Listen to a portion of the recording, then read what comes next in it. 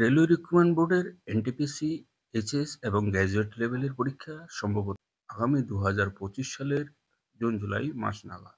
তো এই এনটিপিসির এইচএস এবং গ্র্যাজুয়েট লেভেলের অঙ্ক বিষয়ের উপর আজ মক টেস্ট নাম্বার 3। এই মক টেস্ট নাম্বার 3 তোমরা পিডিএফ ফাইলও ডাউনলোড করে নিতে পারবে। কাজেই এই মক টেস্ট ফাইলটির পুরো অঙ্ক সমাধান দেখার জন্য ভিডিওটি শেষ অবধি থাকার অনুরোধ।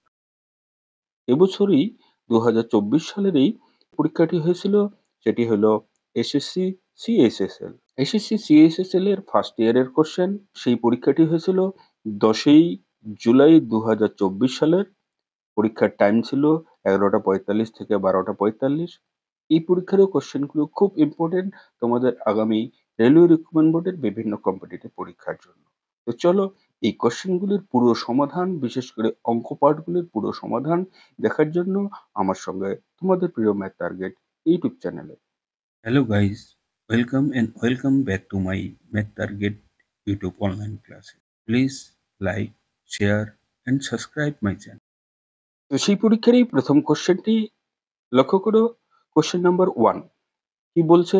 P got married 15 years ago. Today her age is one of 3/5 times of her marriage age. At present, her son's age is 1/5 of her age. What her son's age 4 years ago as a fraction of P's age at that time. অর্থাৎ এখানে বলছে P এর 15 বছর আগে বিয়ে হয়েছিল এবং বর্তমানে তার বয়স 1/3/5 টাইমস অফ হার ম্যারিজেস। অর্থাৎ বিয়ের সময় তার যত বয়স ছিল, বর্তমান বয়সটা 1/3/5 টাইমস। এবার অঙ্কটাকে বিভিন্ন রকম ভাবে করা যায়। লক্ষ্য করো, আমি তোমাদের দু রকম খুব সহজ টেকনিক দেখাচ্ছি। যদি ধরে নেওয়া যায় যে পি এর এক্স বছর আগে বিয়ে হয়েছিল, ধরে নিলাম যে এক্স বছর আগে বিয়ে হয়েছিল, তাহলে পি এর বর্তমান বয়স কত? পি এর বর্তমান বয়স হবে এক্স এর সঙ্গে +15, যেহেতু 15 বছর আগে তার বিয়ে হয়েছিল, এটা হলো তার বর্তমান বয়স, তাই তো? কিন্তু সেই বর্তমান বয়সটি কত বলছে? বিয়ের যে সময় বয়স ছিল তার 1/3/5। তাহলে বিয়ের সময় ছিল তো এক্স বছর, তাহলে বর্তমান বয়স হবে সেই বিয়ের বয়স এক্স এর 1/3/5। ক্লিয়ার? তাহলে এটা কত দাঁড়াচ্ছে? এক্স ইন্টু 5 আর 3 8/5। তার মানে 8/5 যদি হয়ে যায় তাহলে বর্তমান বয়স দাঁড়াবে 8x/5। কিন্তু এই 8x/5 কাকে ইন্ডিকেট করছে? x প্লাস 15কে। তার মানে 8x/5 equals 5 equals to x plus 15। তাই তো? বোঝা গেছে এইটুকু? এবার যদি ক্রস মাল্টিপ্লিকেশন করি, এর নিচে 1 ধরে নিয়ে 8x ইকুয়ালস টু এদিকে 5x প্লাস 5 15 75 হলো। 5x এপাশে ট্রান্সফার করে নিয়ে এসো, তাহলে হলো 3x ইকুয়ালস টু কত? 75। দেন x ইকুয়ালস টু 3 দিয়ে 75কে ভাগ করে দাও, 25 বছর। অর্থাৎ যে সময় পি এর বিয়ে হয়েছিল সে সময় বয়স তার 25 বছর। ক্লিয়ার এইটুকু? তাহলে বর্তমান বয়স কত হবে? 15 বছর আগে যেহেতু বিয়ে হয়েছিল, তাহলে বর্তমান বয়স হবে 25 প্লাস 15, তার মানে 40 বছর হইলো। 40 বছর। কিন্তু অ্যাট প্রেজেন্ট বর্তমানে তার ছেলের বয়স হলো 1/5 অফ হার এজ। তাহলে ছেলের বর্তমান বয়স, সনের বর্তমান এজ হলো 40 ইন্টু 1/5। তার মানে কত? 8 বছর। ছেলের বয়স 8 বছর। লক্ষ্য করো, what her son's age 4 years ago. তাহলে 4 ইয়ার্স অ্যাগো অর্থাৎ 4 বছর আগে সনের বয়স কত থাকবে? 8 minus 4, 4 years. As a fraction of P's age, P এর বর্তমান বয়সের কত গুণ? ফ্র্যাকশন, যেটা পি এর বর্তমান বয়স কত? 40 বছর। কিন্তু যদি 4 বছর আগে হিসাব করা যায়, 4 বছর আগে, তাহলে পি এর বয়স কত ছিল? 40-এর থেকে এরও 4 বছর কমে যাবে। 40-এর থেকে 4 বছর কমে গেলে এর বয়স কত দাঁড়াবে? 36 বছর। তাহলে এবার বলো এই যে তার ছেলের বয়স 4 বছর, পি এর বয়সের কত গুণ, কত ভগ্নাংশ সেটা লক্ষ্য করো। তাহলে এখানে তার ছেলের বয়স 4 এবং তার বয়স হলো 36। তার মানে তার ছেলের বয়স ভগ্নাংশ হলো 1/9। 4 দিয়ে 36কে ভাগ করে দাও, এটা 9 দাঁড়াবে। তাহলে 1/9, যেটা অপশন নম্বর এ তে তোমাদের সঠিক অ্যান্সারটি রয়েছে। কি বোঝা গেল অঙ্কটা? কিংবা তোমরা অঙ্কটাকে এইভাবেও করতে পারো। লক্ষ্য করো, আমি আরেকটা প্রসেস দেখাচ্ছি। পি এর বর্তমান বয়স বি এর বয়সের 1/3/5, তাই তো? তার মানে দাঁড়ালো এটা ৫ × ৫ আর ৩ ৮/৫ হলো। এটা যদি তার বর্তমান বয়সের কথা বলা হচ্ছে, তাহলে এটা তার হবে বর্তমান বয়স, রেজেনেস, আর এটা হবে তার ম্যারিজ এজ, অর্থাৎ বিবাহের সময় তার বয়স। ক্লিয়ার? ৫ বছর আর ৮ বছর, অর্থাৎ ম্যারিজ এজ ৫ বছর, রেজেনেস ৫ বছর। তাহলে কতটা ডিফারেন্স বোঝাচ্ছে খেয়াল করো তো। ৩ বছর বোঝাচ্ছে ডিফারেন্স। অর্থাৎ এখানে যেহেতু ভগ্নাংশ আছে, ৩ বছর তুমি বলতে পারবে না, ৩ ইউনিট ধরে নাও। তাহলে এই ৩ বছর বা ৩ ইউনিট, এই ডিফারেন্সটা বোঝাচ্ছে কত বছরকে? এটার বয়স যেহেতু ১৫ বছর আগে বোঝাচ্ছে, তাই ৩ ইউনিট মানে ১৫ বছরকে বোঝাবে। ক্লিয়ার? ১ ইউনিট মানে তাহলে কত বোঝাবে? ১ ইউনিট মানে ৩ দিয়ে ১৫ কে ভাগ করে দাও, ৫ বছরকে বোঝাবে। তাহলে বলো বর্তমান বয়স তার কত? ৮ ইউনিট। তাহলে ৮ ইউনিট মানে কত বছর বোঝাবে? ৮ ইউনিট মানে ৫ × ৪০ বছর বোঝাবে। এটাই তার বর্তমান বয়স। বোঝা গেল? আগের বয়সটাও কিন্তু সেই বর্তমান বয়স ৪০ বছরই ছিল, আগের অঙ্কটা। এবার বর্তমান বয়স যদি তার ৪০ হয়, তাহলে তার ছেলের বয়স কত হবে? ছেলের বয়স হবে 1/5, 1/5 দ্যাট ইজ 8 বছর। ক্লিয়ার? এবার ৪ বছর আগে দুজনের বয়সের একটা ভগ্নাংশ আকারে বের করতে বলছে। তাহলে ৪ বছর আগে এর বয়স কত ছিল? ৩৬। ৪ মাইনাস করে দেব। এই ছেলের ৪ বছর আগে বয়স কত ছিল? ৪ বছর। তাহলে ছেলের বয়স লক্ষ্য করো তার বাবার বয়সের কত অংশ? ছেলের বয়স হলো ৪, তার বাবার বয়স হলো ৩৬। তার মানে ৪ দিয়ে ৩৬ কে ভাগ করলে 1/9। বোঝা গেল? এটাই তোমাদের অ্যান্সার। অঙ্কটাকে তোমরা এভাবেও করতে পারো। আশা করি বোঝা গেছে। তো চলো পরের কোয়েশ্চেনটি দেখে নেই। পরের কোয়েশ্চেনটি এটি ক্যালেন্ডারের অঙ্ক। লক্ষ্য করো, যদিও এটা অঙ্কের মধ্যে পড়ে না, এটা রিজনিং এর মধ্যে পড়ে, কিন্তু এখানে চলে আসছে, if 20 March 2011 was Sunday, then what was the day of the week on 20 March 2019? খেয়াল করো, 2011 সালের 20 মার্চ থেকে 2019 সালের 20 মার্চ মাঝখানে কত দিন?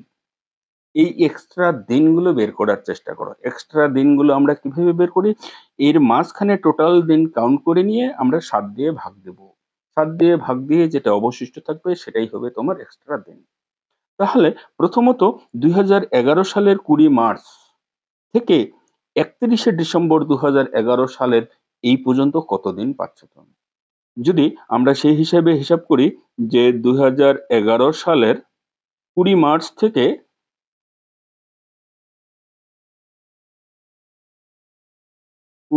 থেকে ৩১শে ডিসেম্বর, 31st ডিসেম্বর, কতদিন এখানে হচ্ছে?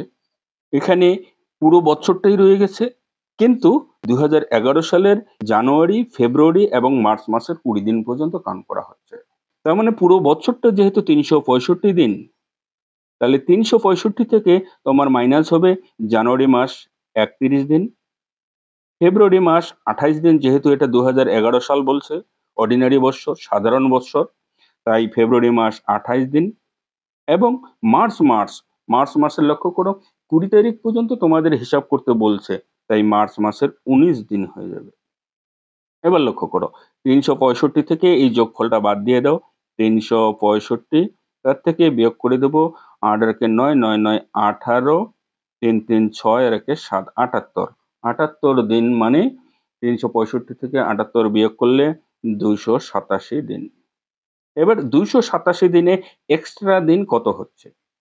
এক্সট্রা দিন 7 দিয়ে ভাগ দিয়ে দাও, 4 সাথে 28, 7 7, অর্থাৎ এক্সট্রা দিন এখানে 0। বোঝা গেল? 2011 সাল কমপ্লিট। এবার আসবে 2012 থেকে তুমি 2019 সাল হিসাব করো ক বছর হচ্ছে। 2012, 2013, 2014, 2015, 2016, 2017, 2018, লক্ষ্য করো কয় বছর? 3 আর 3 6, 7 বছর। এই 7 বছরের মধ্যে লক্ষ্য করো 2012 সালটা কিন্তু লিপ ইয়ার। 12 র পরে তোমার আসবে 2016 সাল লিপ ইয়ার। তাহলে কটা লিপ ইয়ার পাচ্ছ? 7 বছরের মধ্যে 2 টা লিপ ইয়ার পাচ্ছ। আর আমরা জানি প্রত্যেক লিপ ইয়ারে 366 দিনের বছর হয়। অর্থাৎ সেখানে এক্সট্রা দিন, 2 টা লিপ ইয়ারের জন্য এক্সট্রা দিন তুমি পাচ্ছ 2 ইনটু 2, 2, তার মানে 4 দিন। আর অর্ডিনারি তোমার 5 টা বছর, 5 বছরে যেহেতু 365 দিন, সেখানে 1 দিন করে অতিরিক্ত দিন। তাহলে 1 দিন করে অতিরিক্ত দিন হলে 5 বছরে তুমি অতিরিক্ত দিন পাচ্ছ 5 দিন। তার মানে টোটাল অতিরিক্ত দিন তোমার কত হয়ে গেল? 9 দিন। 9 দিনকে তুমি আবার 7 দিয়ে ভাগ দিয়ে দিতে পারো, সেখানে 2 দিন এক্সট্রা পাবে। 7 যদি 1 সপ্তাহ, যেহেতু 7 দিনে 1 সপ্তাহ, তাই 7 মাইনাস করে দিলে এখানে এক্সট্রা দিন 2 দিন। ক্লিয়ার? মাঝখানে বছরটা কমপ্লিট হয়ে গেল। এবার 2019 সালের 20 মার্চ পর্যন্ত হিসাব করব কদিন। 2019 সালের 20 মার্চ পর্যন্ত। জানুয়ারি, ফেব্রুয়ারি, মার্চ। এবার জানুয়ারি মাসে তোমার 31 দিন। ফেব্রুয়ারি মাস, যেহেতু এটা 2019 সাল সাধারণ বৎসর, তাই ফেব্রুয়ারি মাসে 28 দিন এবং মার্চ মাসের 20 তারিখ পর্যন্ত তুমি কাউন্ট করবে। লক্ষ্য করো 20 মার্চ পর্যন্ত তোমাকে ফাইন্ড করতে বলছে, বের করতে বলছে। তাই মার্চ মাসের তোমাকে 19 দিন পর্যন্ত হিসাব করতে হবে। তাহলে লক্ষ্য করো এখানে কদিন হচ্ছে টোটাল? 8 আর একে 9, 9 9 18, এটাও 3 3 6 আর একে 7, 78 দিন। তা 78 দিন যদি হয় 7 দিয়ে ভাগ দিয়ে দাও, 7 11 77, তার মানে এখানে অতিরিক্ত দিন কয়দিন? 1 দিন। এবার বলো টোটাল অতিরিক্ত দিন তুমি কতদিন পেয়ে গেলে? এখানে 0 দিন অতিরিক্ত, এখানে 2 দিন অতিরিক্ত, এখানে 1 দিন। তাহলে 0 2 1, তার মানে টোটাল অতিরিক্ত দিন পেয়ে গেলে 0 যোগ 1 যোগ 2, তার মানে অতিরিক্ত দিন তুমি 3 দিন পেয়ে গেলে। ক্লিয়ার? এবার 3 দিন যদি হয়, সেই দিনটা অর্থাৎ 20 মার্চ 2011 সালে রবিবার বলছে। খেয়াল করো, এটা রবিবার। তাহলে রবিবার প্লাস 3 দিন। তাহলে রবিবারের 3 দিন পরের দিনটা হচ্ছে রবিবার, সোমবার, মঙ্গলবার এবং বুধবার। এই বুধবারটাই হলো তোমার সঠিক অ্যান্সার। অর্থাৎ 2019 সালের 20 মার্চ হবে তোমার বুধবার, যেটা ওয়েডনেসডে। এটাই হলো তোমার সঠিক অ্যান্সার। লক্ষ্য করো ডি নম্বর অপশনে তোমার সঠিক অ্যান্সারটি রয়েছে। কি বোঝা গেছে? টোটাল দিন তুমি কাউন্ট করবে। 2011 সাল, যেহেতু এই বছরটা পুরো নেই, তাহলে এই বছরে কদিন তুমি অতিরিক্ত দিন পাচ্ছ? টোটাল দিন পাচ্ছ তুমি 287 দিন, সেখানে অতিরিক্ত দিন তোমার নেই। 7 দিয়ে ভাগ দিয়ে দিলেই অতিরিক্ত দিন পাওয়া যায়। ক্লিয়ার? এবার 2011 সালের হিসাব তুমি করে নিলে। 2011 সালের পরের থেকে হিসাব করো 2012, 2013, 2014, 2015, 2016, 2017 এবং 2018। এই যে 7 বছর, 7 বছরের মধ্যে তুমি লিপ ইয়ার পাচ্ছ 2 টা। অর্থাৎ লিপ ইয়ার বছরে যেহেতু 2 দিন করে অতিরিক্ত দিন থাকে, তাই 2 টা বৎসরে 2 বৎসরে 2 2 4 দিন অতিরিক্ত দিন। আর সাধারণ বছর পাচ্ছ তুমি 5 টা। তাহলে 5 টা, যেহেতু প্রতি বছরে 1 দিন করে অতিরিক্ত দিন, তাই 5 বছরে তুমি পাচ্ছ 5 টা। তাহলে 5 আর 2 টোটালে পেয়ে গেলে 5 আর 4 পেয়ে গেলে 9 টি। 9 দিন এক্সট্রা। আর 9 দিন এক্সট্রা মানে সেখানে তো 1 সপ্তাহর বেশি হয়ে যাচ্ছে। তাই সেটাকে তুমি 7 দিয়ে ভাগ দিতে পারো বা 7 মাইনাস করতে পারো। আমি এখানে 7 মাইনাস করছি, অতিরিক্ত দিন 2 দিন পেয়ে গেছি। ক্লিয়ার? 2 দিন। তাহলে তুমি 2018 সাল পর্যন্ত কাউন্ট করলে। এবার রয়ে গেল 2019 সালের লাস্ট 20 মার্চ পর্যন্ত কদিন? এই বছরটা তো সম্পূর্ণ নয়। শুধু মার্চ পর্যন্ত তোমাকে কাউন্ট করতে বলছে। তার মানে জানুয়ারি, ফেব্রুয়ারি, মার্চ। জানুয়ারি মাসে 31 দিন পাচ্ছ, ফেব্রুয়ারি মাসে তুমি 28 দিন পাচ্ছ। আর মার্চ মাসের যেহেতু 20 তারিখ পর্যন্ত কাউন্ট করতে বলছে, তাই তোমাকে 19 দিন ক্যালকুলেট করতে হবে। তাহলে 31, 28 আর 19 মিলে 78 দিন হচ্ছে। 78 দিন মানে এখানে কয় সপ্তাহ এবং অতিরিক্ত দিন কত? 7 দিয়ে ভাগ দিয়ে দাও, 7 11 77, তার মানে 1 দিন অতিরিক্ত দিন থেকে গেল। এবার টোটাল অতিরিক্ত দিন তুমি ক্যালকুলেট করো। 0 2 আর 1, টোটাল অতিরিক্ত দিন 3 দিন। 3 দিন মানে রবিবারের পরে 3 দিন পরে সেই দিনটি তোমার নির্ণয়ের দিন হবে। অর্থাৎ রবিবারের 3 দিন পরে, যেটা হলো বুধবার, বুধবার হলো তোমার সঠিক অ্যান্সার। আশা করি বোঝা গেছে। তো চলো পরের কোশ্চেনটি দেখি। কোশ্চেন নাম্বার 3, লক্ষ্য করো। The cube of S 4 centimeter is cut into a cube of S of 2 centimeter. The ratio of the total surface area of one of the small cube to that the large cube is equals to. তাহলে আমরা প্রথমে একটা cube বা ঘনকের ছবি দেখে নিই। এটা একটা ঘনক যার প্রতিটি বাহুর দৈর্ঘ্য 4 সেন্টিমিটার। এখান থেকে আর একটা ছোট ঘনক কেটে নেব যার প্রতিটি বাহু হবে 2 সেন্টিমিটার। লক্ষ্য করো। এবার এই ঘনকটির প্রতিটি বাহু 4 সেন্টিমিটার। এখান থেকে আমরা যেটা কেটে নিলাম তার প্রতিটি বাহুর দৈর্ঘ্য 2 সেন্টিমিটার। বলো এর টোটাল সারফেস এরিয়া আর এর টোটাল সারফেস এরিয়ার রেশিও চাইছে। টোটাল সারফেস এরিয়া কি করে বের করবে? টোটাল সারফেস এরিয়া ঘনকের ক্ষেত্রে 6 ইন্টু বাহু স্কোয়ারের ফর্মুলা। তাহলে এর ফর্মুলা দাঁড়ালো 6 ইন্টু বাহু 2 তার স্কোয়ার। ক্লিয়ার? এটা ছোট ঘনকটির সমগ্র তলের ক্ষেত্রফল, যেটা টোটাল সারফেস এরিয়া। S2 বড় ঘনকটি।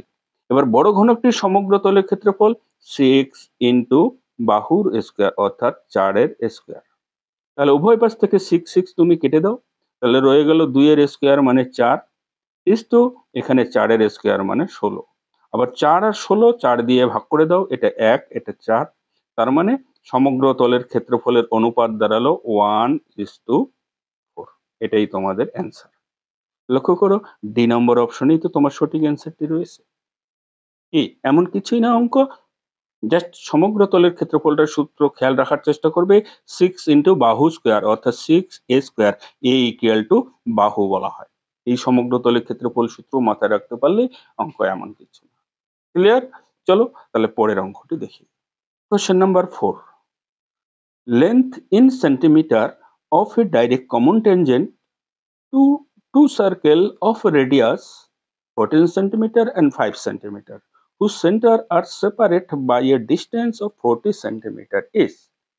অর্থাৎ এখানে দুটো বৃত্তের ব্যাসার্ধ 14 সেন্টিমিটার এবং 5 সেন্টিমিটার, তাদের কেন্দ্রদ্বয়ের দূরত্ব 40 সেন্টিমিটার, তাদের সরল সাধারণ স্পর্শকের দৈর্ঘ্য বের করতে বলছে, ডাইরেক্ট কমন ট্যানজেন্ট। লক্ষ্য করো, সরল সাধারণ স্পর্শক কিভাবে আঁকা হয় এবং তার সূত্রই বা কি। আমরা প্রথমে দুটো বৃত্ত এঁকে নেই। দুটো বৃত্ত। এবার এই কেন্দ্রদ্বয়ের দূরত্ব 40 সেন্টিমিটার। ধরে নিলাম এটার কেন্দ্রবিন্দু এখানে, এর কেন্দ্রবিন্দু এখানে। এই কেন্দ্র দুইটার দূরত্ব আমার 40 সেন্টিমিটার বলে দেওয়া আছে। কেন্দ্রদ্বয়ের দূরত্ব 40 সেন্টিমিটার। এবার এই বৃত্তটির ব্যাসার্ধ দেওয়া আছে 14 সেন্টিমিটার, এটা 14 সেন্টিমিটার। আবার এই বৃত্তটির ব্যাসার্ধ বলে দেওয়া আছে 5 সেন্টিমিটার, এটা 14 সেন্টিমিটার, এটা 5 সেন্টিমিটার। এবার এই বৃত্ত দুটির সরল সাধারণ স্পর্শক অর্থাৎ এই বিন্দু থেকে এই বিন্দুর দৈর্ঘ্যের দূরত্ব, এটাই হলো সরল সাধারণ স্পর্শক। এর দৈর্ঘ্য তোমরা কিভাবে বের করবে? সরল সাধারণ স্পর্শকের দৈর্ঘ্য বের করার একটা খুব পরিচিত সূত্র। লক্ষ্য করো, সূত্রটি যদি না জেনে থাকো সূত্রটি একবার নোট করে নেওয়ার চেষ্টা করো। সেই সরল সাধারণ স্পর্শকের দৈর্ঘ্য √(d² -r1 -r2 তার হোল স্কয়ার। ব্যাস, এই সূত্রটা খেয়াল রাখার চেষ্টা করবে। ডি কি? ডি হলো বৃত্ত দুটির কেন্দ্রদ্বয়ের দূরত্ব। কেন্দ্রদ্বয়ের দূরত্ব কত আছে? 40 সেন্টিমিটার। তাই প্রথমে করো তোমরা 40 এর স্কয়ার মাইনাস R1 R2 হলো বৃত্ত দুটির ব্যাসার্ধের দৈর্ঘ্য। বড় বৃত্তটির ব্যাসার্ধ যেহেতু 14, তাহলে এটা লিখবো 14 মাইনাস R2, ছোট বৃত্তটির ব্যাসার্ধ রয়েছে 5, তাহলে ছোট বৃত্তটির ব্যাসার্ধ 5 তার হোল স্কয়ার। 40 এর স্কয়ার 1600 মাইনাস 14 থেকে 5 বিয়োগ করলে যেটা 9 দাঁড়ায়, 9 এর স্কয়ার সেটা 81। এবার 1600 থেকে 81 বিয়োগ করো, √1519 সেন্টিমিটার। লক্ষ্য করো, বৃত্তটির সরল সাধারণ স্পর্শকের দৈর্ঘ্য কিন্তু দাঁড়ালো √1519, যেটা অপশন নম্বর সিতে তোমাদের সঠিক অ্যান্সারটি রয়েছে। কি বোঝা গেছে অঙ্কটি? জাস্ট সরল সাধারণ স্পর্শকের দৈর্ঘ্যের বেলায় এই সূত্রটি তোমরা মাথায় রাখার চেষ্টা করবে। এবার কথার কথা, যদি তোমাদের সরল সাধারণ স্পর্শক না দিয়ে তির্যক সাধারণ স্পর্শ দিত, অর্থাৎ এখানে কমন টেনজেন্ট না দিয়ে যদি ট্রান্সভার্সাল টেনজেন্ট দিত, লক্ষ্য করো সূত্রটি হবে ট্রান্সভার্সাল ট্যানজেন্ট কথা বলছি আমি, কিন্তু ট্রান্সভার্সাল ট্যানজেন্ট অর্থাৎ তির্যক স্পর্শক। সূত্র হবে √d², এইখানে জাস্ট প্লাস হয়ে যাবে, আর বাকি সব as it is R1 - R2 তার হোল স্কয়ার। এই ট্রান্সভার্সাল ট্যানজেন্ট এবং কমন ট্যানজেন্ট, যেটা সাধারণ স্পর্শকের সূত্র, √d² -R1 - R2 তার হোল স্কয়ার। এই সূত্র দুটা নোট করে রাখার চেষ্টা করো, অনেক কাজে দিবে। আশা করি অসুবিধা নেই। যদি অসুবিধা না থাকে তাহলে চলো পরের পেজের অঙ্কটা দেখি। Question number 5. Curved surface area of a right circular cone is 20 pi square centimeter. If its radius is 4 centimeter, then find the volume of the cone. অর্থাৎ একটা কোণের কার্ভ সারফেস এরিয়া বলে দেওয়া আছে 20 পাই বর্গ সেন্টিমিটার, এবং তার ব্যাসার্ধ যদি 4 সেন্টিমিটার হয় তাহলে তার ভলিউম কত। কোণ বলতে এখানে শঙ্কুকে বোঝানো হচ্ছে। তাহলে চলো আগে একটা শঙ্কুরই ছবি আমরা দেখে নিই। এই শঙ্কুর বক্রতলের ক্ষেত্রফল, কার্ভ সারফেস এরিয়া মানে বক্রতলের ক্ষেত্রফল। এবার বক্রতলের ক্ষেত্রফল তোমরা কি করে বের করো? বক্রতল এই তলটাকে বোঝানো হচ্ছে, এর বক্রতলের ক্ষেত্রফলের সূত্র হলো πr/l। এই বক্রতলের ক্ষেত্রফলের সূত্র, আর এই বক্রতল বলে দেওয়া আছে 20 পাই বর্গ সেন্টিমিটার। ক্লিয়ার? উভয় পাশ থেকে পাই পাই ক্যান্সেল করে দিলাম। আর মানে রেডিয়াস বোঝানো হচ্ছে, রেডিয়াস আছে তোমার 4 সেন্টিমিটার, তার মানে 4l = 20, তার মানে l = 4 দিয়ে 20 কে ভাগ করে নিলে 5 হলো। 5 সেন্টিমিটার হলো l, দ্যাট ইজ তির্যক উচ্চতা, অর্থাৎ এই উচ্চতাটাকে বোঝানো হচ্ছে l, এটা তির্যক উচ্চতা 5। আর ব্যাসার্ধ তোমার আগের থেকেই বলা ছিল 4 সেন্টিমিটার, এটা 4 সেন্টিমিটার, এটা 5 সেন্টিমিটার।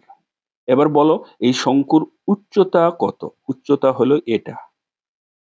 উচ্চতা যদি আমি h ধরি, সমকোণী ত্রিভুজ, এটা সমকোণী ত্রিভুজের এটা অতিভুজ, এটা লম্ব, এটা ভূমি। সমকোণী ত্রিভুজের ক্ষেত্রে পিথাগোরাস যে সূত্রটি হলো l এর স্কয়ার = h এর স্কয়ার প্লাস r এর স্কয়ার। এবার l এর স্কয়ারের মান কত? 5 এর স্কয়ার = h এর স্কয়ার আমার জানা নেই, প্লাস r এর স্কয়ার কত? r মানে 4 এর স্কয়ার।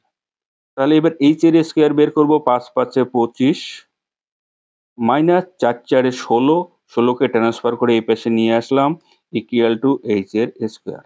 এবার h এর স্কয়ার হলো 25 বিয়োগ 16, তার মানে কত? 9। তাহলে h এর স্কয়ারের ভ্যালু যদি 9 হয়, শুধু h = কত বলো? h = দাঁড়াবে তোমাদের 3। ক্লিয়ার? h = হয়ে গেল 3। এবার h যখন 3, তোমার ভলিউম তুমি এবার বের করতে পারবে। ভলিউমের সূত্র হলো 1/3 পাই r² h। এই হলো ভলিউম বা আয়তনের সূত্র। এবার আয়তন আমরা বের করব 1/3 পাই, পাই পাই এ রেখে দেই, r এর স্কয়ার, r মানে কত? 4, 4 এর স্কয়ার কত? 16 ইনটু h, h এর মান কত? এখানে বসিয়ে দাও 3। বুঝা যাচ্ছে? 3, তাহলে 3 3 ক্যান্সেল করে দাও, তাহলে থেকে গেল 16 পাই। কিন্তু যেহেতু এটা আয়তন চেয়েছে, তাই সেন্টিমিটারের কিউব হয়ে যাবে, ঘন সেন্টিমিটার। অর্থাৎ শঙ্কুটির আয়তন দাঁড়ালো 16 পাই ঘন সেন্টিমিটার, যা কিনা অপশন নম্বর বি তে তোমাদের সঠিক অ্যান্সারটি রয়েছে। কি বোঝা গেছে? কোনো অসুবিধা বলে মনে হচ্ছে? যদি অসুবিধা হয় ভিডিওর কমেন্ট সেকশনে তোমরা তোমাদের মতামত জানাতে ভুলবে না। আর অঙ্কগুলি দেখে ন্যূনতম যদি কোনো কিছু শিখতে পারো ভাই, ভিডিওটিতে লাইক করতে ভুলবে না। তো চলো পরের কোশ্চেনটি দেখি। কোশ্চেন নাম্বার 6, লক্ষ্য করো, when 12 is subtract from a number is reduced to its 40%, 2/5 of the number is, অর্থাৎ কোনো একটা সংখ্যার থেকে যখন 12 বিয়োগ করা হচ্ছে তখন সেই নাম্বারটা 40% কমে যাচ্ছে। তাহলে সেই সংখ্যাটির 2/5 কত? এটাকেও বিভিন্নভাবে করা যেতে পারে। প্রথমত তোমরা নাম্বারটিকে x ধরে নিয়ে করতে পারো। লক্ষ্য করো আমি দুভাবেই দেখাবো। তাহলে প্রথম নাম্বারটি আমি ধরে নিলাম x, তার থেকে 12 মাইনাস করো। করে দিলাম 12 মাইনাস। 12 মাইনাস করে দিলে কি দাঁড়াচ্ছে সংখ্যাটি? x এর 40% হয়ে গেল সংখ্যাটি। x অর্থাৎ পুরনো সংখ্যাটি যেটা x ছিল তার 40%। ব্যাস হয়ে গেল। এখান থেকে x ক্যালকুলেট করো। 20 দুগুণে 40, 20। এবার 20 দিয়ে 100 কে ভাগ করে দাও 5। এবার তাহলে দাঁড়ালো 2x/5 অর্থাৎ x minus 12 equals to 2x/5। এবার ক্রস মাল্টিপ্লিকেশন করো। 5 দিয়ে ইনটু করো 5x মাইনাস 5 12 গুণ করলে 60 equals to 2x। 2x transfer করে এই পাশে নিয়ে এসো। 5 এর সঙ্গে বিয়োগ করে দিলে 3x দাঁড়াবে ইকুয়াল টু মাইনাস 60 এই পাশে নিয়ে আসো প্লাস 60। 3 দিয়ে 60 কে ভাগ করে দাও 20। অর্থাৎ x মানে সেই সংখ্যাটি দাঁড়ালো কত? 20। এটা কি অ্যান্সার লিখে দিবে? না, এটা অ্যান্সার লিখবে না। কারণ তোমার কাছে আরো অন্য কিছু চেয়েছে। লক্ষ্য করো 2/5 অফ দ্যাট নাম্বার ইজ, অর্থাৎ সেই সংখ্যাটি 2/5 বের করতে বলছে। তাহলে 20 এর 2/5 বের করো। 2/5 অর্থাৎ 5 ভাগের 2 ভাগ। তাহলে 5 ভাগের 2 ভাগ, 5 দিয়ে 20 কে ভাগ করে দেব 4। 4 দুগুণী 8। সংখ্যাটি হলো 8। সংখ্যাটি 8 নয়, সেই সংখ্যাটির 2/5 এর ভ্যালু হলো 8। লক্ষ্য করো অপশন নম্বর এ তে তোমাদের সঠিক অ্যান্সারটি রয়েছে। ক্লিয়ার? কিংবা তোমরা এই অঙ্কটিকে এভাবে দেখতে পারো যে অরিজিনাল সংখ্যাটা ছিল আমার 100, সেটার থেকে 12 বিয়োগ করলাম। 12 বিয়োগ করে এখন সংখ্যাটি আমার দাঁড়ালো কিন্তু 40। এখন সংখ্যাটি দাঁড়ালো আমার 40। তাহলে বলো কত ইউনিট কমলো? 100 থেকে 40 হলো, তার মানে 60 ইউনিট কমলো। এই 60 ইউনিট কমলো কেন? 12 বিয়োগ করার ফলে। তার মানে 60 ইউনিট। 60 ইউনিট বুঝাচ্ছে 12 কে। বলো 100 ইউনিট তাহলে কত বুঝাবে? 60 ইউনিট যদি 12 কে বুঝায় তাহলে 1 ইউনিট মানে কত? 1 ইউনিট মানে 60 দিয়ে 12 কে ভাগ করে দাও 1, এটা 5, তার মানে 1/5। ক্লিয়ার? 1/5। এবার তুমি যদি 100 ইউনিটের ভ্যালু বের করো, 100 ইউনিটের ভ্যালু 1/5 ইনটু 100। তার মানে সংখ্যাটা দাঁড়াবে তোমার 5 20 120। এখানেও সেই 20 আসলো, কিন্তু 20 উত্তর লিখবে না। সংখ্যাটি 2/5 বের করতে বলছে। 2/5 অর্থাৎ 5 দিয়ে ভাগ করে দাও 4, 4 দুগুণী 8 হলো সংখ্যাটি। বোঝা গেছে? আশা করি আর অসুবিধা নেই। তো চলো পরের কোশ্চেনটি দেখি। Question number 7। A vendor buy 20 dozen bananas for rupees 1200, অর্থাৎ 20 ডজন ব্যানানা কিনছে 1200 টাকা দিয়ে, and sell 5 dozen for rupees 350, then what is his gain percentage? অর্থাৎ তার লাভের পরিমাণ কত? যেটা 5 ডজন বিক্রি করছে 350 টাকা দিয়ে, তাহলে 5 ডজন কলা কিনলো কত টাকা দিয়ে তুমি সেটা আগে জেনে নাও। 20 ডজন কলা কিনছে 1200 টাকা দিয়ে। বলো 5 ডজন কলা কিনবে কত দিয়ে? অন্য কিছু ক্যালকুলেশন করার দরকার নেই। এই ক্যালকুলেশনে যদি ফার্স্ট করতে পারো তাহলে তোমার অঙ্ক কিন্তু তাড়াতাড়ি মিলে যাবে এবং অনেক সময় পাবে। যেহেতু এটা কম্পিটিটিভ পরীক্ষা। 20 ডজন কলার দাম 1200 টাকা, 5 ডজন কলার দাম আমি বের করব। তাহলে 20 কত ভাগ? 5। 20 4 ভাগের 1 ভাগ। তাহলে 1200 কেও তুমি 4 দিয়ে ভাগ করে দাও। 1200 কে 4 দিয়ে ভাগ করে দিলে 3, 3 4 এ 12, 3 আর 2 শূন্য মানে 300 টাকা। তাহলে 5 ডজন কলার দাম কত দাঁড়ালো? 300 টাকা। কিন্তু সেই 5 ডজন কলা বিক্রি করছে কত? 5 ডজন কলা বিক্রি করছে 350 টাকায়। তাহলে বলো তার প্রফিট কত? তাহলে তার প্রফিট হলো বিক্রয় মূল্য 350 মাইনাস সেই ক্রয় মূল্য 300, অর্থাৎ তার লাভ হলো 50 টাকা। এটা কিন্তু লাভ। তোমাকে পার্সেন্টেজ লাভ বের করতে বলছে। গেইনের পার্সেন্টেজ অর্থাৎ পার্সেন্টেজ অফ প্রফিট। কি করে বের করবে? 50 টাকা লাভ করলে তুমি কত টাকার কলা বিক্রি করে? 300, 300 টাকার কলা বিক্রি করছো। কারণ লাভ বা ক্ষতি সবসময় হিসাব হয় কিন্তু ক্রয় মূল্যের উপরে। 5 ডজন কলা কিনেছিলে তুমি 300 টাকায়, তাই 50 টাকা লাভ হবে তোমার 300 টাকার উপরে। তাহলে বলো 100 টাকার উপরে কত লাভ হবে? 100 দিয়ে 300 কে ভাগ করে দাও 3, 3 দিয়ে 50 কে ভাগ করা যায় না, কিন্তু 300 হলো 48, 49, 50 2, তাহলে উপরে দাঁড়ালো 2, নিচে দাঁড়ালো 3, অর্থাৎ 16.2/3% তার প্রফিট হয়েছিল। লক্ষ্য করো অপশন কোথায় রয়েছে? অপশন সি নম্বর অপশনে তোমাদের সঠিক অ্যান্সারটি রয়েছে। কি? খুব ইজি অঙ্ক, আশা করি তেমন একটা অসুবিধা হবে না। চলো পরের কোশ্চেনটি দেখি। কোশ্চেন নাম্বার 8 কি বলছে? The volume of the hemisphere to the nearest integer with a radius of 5.5 centimeter use pi equals to 3.14. অর্থাৎ একটা হেমিস্ফিয়ার বলতে অর্ধগোলকের আয়তন বের করতে বলছে, ভলিউম, এবং টু দি নিয়ারেস্ট ইন্টিজার অর্থাৎ পূর্ণ সংখ্যায় উত্তর চেয়েছে, যার ব্যাসার্ধ বলে দেওয়া আছে 5.5 সেন্টিমিটার। তো অর্ধগোলক কেমন হয় দেখতে?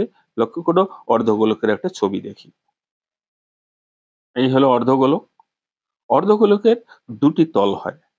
দেখো, লক্ষ্য করো এই উপরের দিকে একটা তল, উপরের দিকে এই মুখটা গোলাকার তল বলা হয়। এই গোলাকার তলের ক্ষেত্রফল আমরা বের করি, গোলাকার বা বৃত্ত, বৃত্তের ক্ষেত্রফল আমরা জানি পাই আর স্কোয়ার। আর এই একটা হলো বক্রতল, এই বক্রতলের ক্ষেত্রফল পুরো গোলকটা যদি হতো 4 পাই আর স্কোয়ার, আর অর্ধেকটার জন্য হয় 2 পাই আর স্কোয়ার। তাহলে এর সমগ্র তলের ক্ষেত্রফল বের করতে বললে তুমি করবে 3 পাই আর স্কোয়ার। সমগ্র তল বলতে দুটা তল, ক্লিয়ার? কিন্তু তোমাকে এখানে সমগ্র তল বের করতে বলে নেই, আয়তন বলছে। সম্পূর্ণ গোলকের আয়তনের সূত্র হলো 4/3 পাই আর কিউব, পাই আর কিউব। কিন্তু যেহেতু এটা অর্ধগোলক, তাই 2 দিয়ে ভাগ করে দিলে এর আয়তন দাঁড়াবে 2/3 পাই আর কিউব, ক্লিয়ার? এবার এখানে ভ্যালু পুট করে দাও তুমি, 2/3 ইন্টু পাই, পাই এর ভ্যালু এখানে বলছে 3.14 ইন্টু ব্যাসার্ধ কত 5.5, তাহলে 5.5 এর কিউব। ব্যাস, একটু বড় জটিল হিসাব, অর্থাৎ গুণ একটু বড় গুণ করতে হবে, কিছু করার নেই। 2 দিয়ে 3.14 কে ইন্টু করো 6.28 ইন্টু 5.5 আর 5.5 দুবার ইন্টু করো, 5 6 30 আর 5 5 25, 30.25 ইন্টু আর একটা 5.5 থেকে গেল, কিন্তু নিচে আছে ডিভাইডেড 3, ক্লিয়ার? এবার এখানে 6.28 ইন্টু 30.25 কে 5.5 দিয়ে যদি ইন্টু করো, তাহলে এটা দাঁড়াচ্ছে 166.375, ক্লিয়ার? ডিভাইডেড 3। এবার 166.375 কে তুমি যদি 6.28 দিয়ে গুণ করো, সেই গুণফলটা দাঁড়াবে 1044.278, ক্লিয়ার? ডিভাইডেড 3। এবার 3 দিয়ে ভাগ করলে এই ভাগফলটা আসে তোমার 348, অর্থাৎ এটা নিয়ারেস্ট রাউন্ড ফিগারে অ্যান্সার দাঁড়াবে 348। যেহেতু এটা নিয়ারেস্ট ইন্টিজারের কথা বলছে, এই যে টু দি নিয়ারেস্ট ইন্টিজার, অর্থাৎ অর্ধগোলকটির সমগ্র তলের ক্ষেত্রফল 348 সেন্টিমিটার কিউব। যেহেতু এটা আয়তন বের করতে বলছে, সেন্টিমিটার কিউব হবে, অর্থাৎ অপশন নাম্বার ডি তে তোমাদের সঠিক অ্যান্সারটি রয়েছে। কি বোঝা গেছে? অর্ধগোলকের ক্ষেত্রে সমগ্র তলের ক্ষেত্রফলের সূত্রও আমি দেখালাম, আয়তনের সূত্রও আমি দেখালাম। এটা সম্পূর্ণ গোলকের আয়তন, এটা অর্ধগোলকের আয়তন। এই সূত্রগুলো নোট করার চেষ্টা করো। চলো পরের কোশ্চেনটি দেখি, অর্থাৎ কোশ্চেন নাম্বার 9। লক্ষ্য করো, এটা জ্যামিতির অঙ্ক। In a isosceles triangle ABC, AB equal to AC, D is a point inside of the triangle such that angle BAD equals to 20 degree is equals to angle DCB. Angle CAD is equals to 80 degree. Then the value of angle ABC. অর্থাৎ একটা আইসোসেলেস triangle আমরা প্রথমে draw করে নেই। এটা আইসোসেলেস triangle. ট্রায়াঙ্গেলটা হলো এ B C. তাহলে এই ট্রায়াঙ্গেলের নাম দিলাম এ বি সি। হলো A B R A C, এই দুইটা বাহু কিন্তু সমান। ডি এর মাঝখানে যে কোনো একটা পয়েন্ট, এখানে একটা পয়েন্ট দিলাম ডি। ক্লিয়ার?